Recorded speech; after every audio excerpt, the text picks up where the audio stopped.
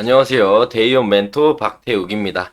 자, 오늘은 네이처셀이라는 기업을 좀 설명드릴까 합니다. 자, 네이처셀이 무엇을 하는 기업인지도 알아야 되겠지만, 네이처셀의 재료, 즉, 앞으로 응축 이후 폭발할 수 있는 내용이 무엇인가가 제일 중요한 부분이 아닐까 싶습니다. 자, 저희 데이업에서 해당 종목을 꾸준히 추적하고 분석해드릴 예정이며, 해당 종목뿐만 아니라 해당 업종, 그리고 전 업종 리뷰를 해드리고 있으니까요. 구독, 좋아요 눌러주시고 원하는 종목을 저희 데이업 채널에서 검색을 해보셔서 리뷰를 보시면 좋을 것 같습니다. 자, 오늘 볼 내용은요. 첫 영상인 만큼 네이처셀의 이제 기업 개요, 그리고 네이처셀의 특징, 그리고 성장성과 전망, 이 부분을 좀 말씀드릴까 합니다.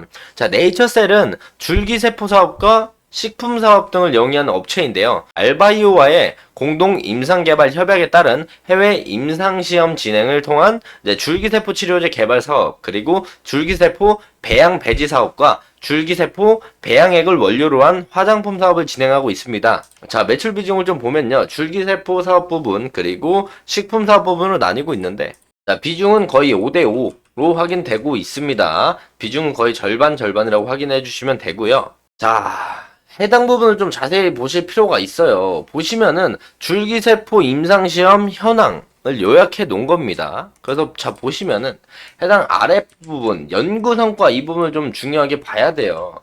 자, 국내 3상 임상 종료, 미국 2상 종료, 미국 2상과 3상 임상시험 계획 승인, 그리고 임상시험이 진행 중.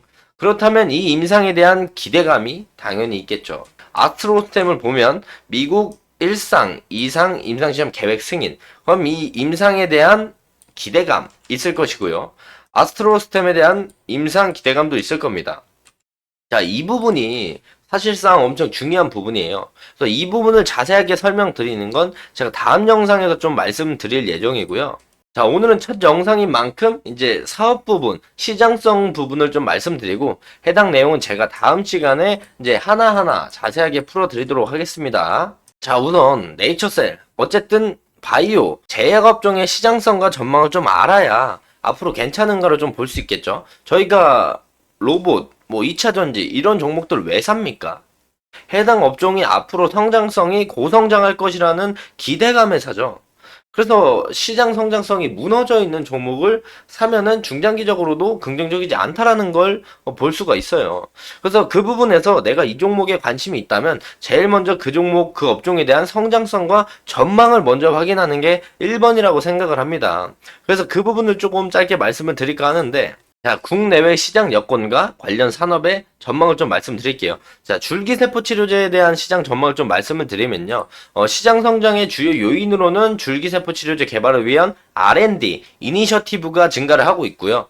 줄기세포 연구 관련 임상시험 승인 증가, 재생의료 관련 치료 수요 증가 등으로 분석이 되고 있습니다. 자, 줄기세포 시장은 엄격한 규제와 윤리적 문제, 고가의 치료비 이슈 등의 시장 성장의 저해 요인으로 작용할 가능성도 존재를 하지만 그럼에도 불구하고 줄기세포 치료제를 비롯한 글로벌 바이오 약품 시장은 앞에 보이시는 화면처럼 26년까지 연평균 10.1% 성장을 하여 최대 5,050억 달러 규모로 확대될 걸 전망을 하고 있습니다. 즉 쉽게 말해서 1년에 시장이 10%씩 성장한다는 거예요.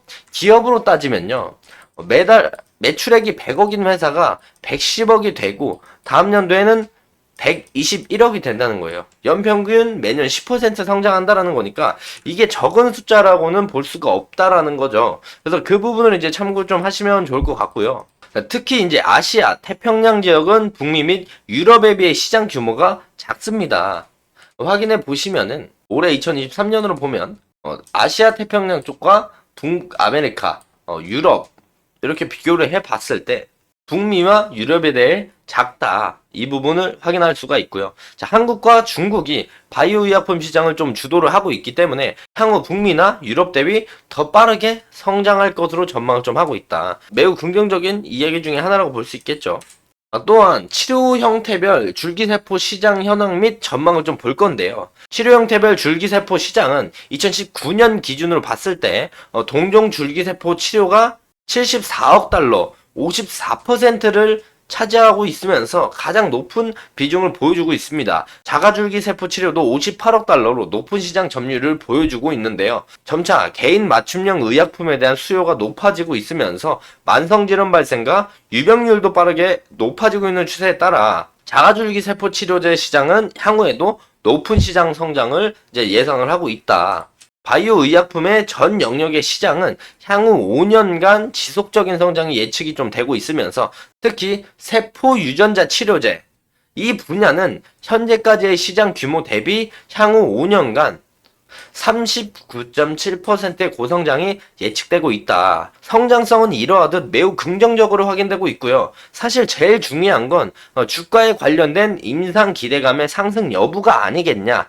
그 부분은 제가 다음 영상에 좀 자세히 말씀드리도록 하겠고요. 자, 이번 영상은 네이처셀에 대한 기본적인 내용과 앞으로의 상승 가능성, 특징들을 좀 알아보았는데요. 자, 다음 영상에선 차트와 함께 기술적인 분석, 디테일한 상승 모멘텀들, 그리고 과거 상승했던 이유들, 리뷰를 하면서 살아있는 과거의 재료들을 가지고 앞으로 어떤 식으로 요리를 해 나갈 것인지 그 부분을 리뷰하는 영상으로 찾아뵙도록 하겠습니다. 자, 앞으로 새로운 일정이 나오거나 해당 종목에 이슈가 있다면 꾸준히 추적을 해서 데이업에서 확인이 가능하시니까요. 다음에 더 좋은 영상으로 찾아뵙도록 하겠고, 오늘의 영상이 조금이나마 도움이 되셨다면 구독, 좋아요 눌러주시면 저에게 큰 힘이 됩니다. 자, 오늘도 영상 끝까지 시청해 주셔서 감사합니다.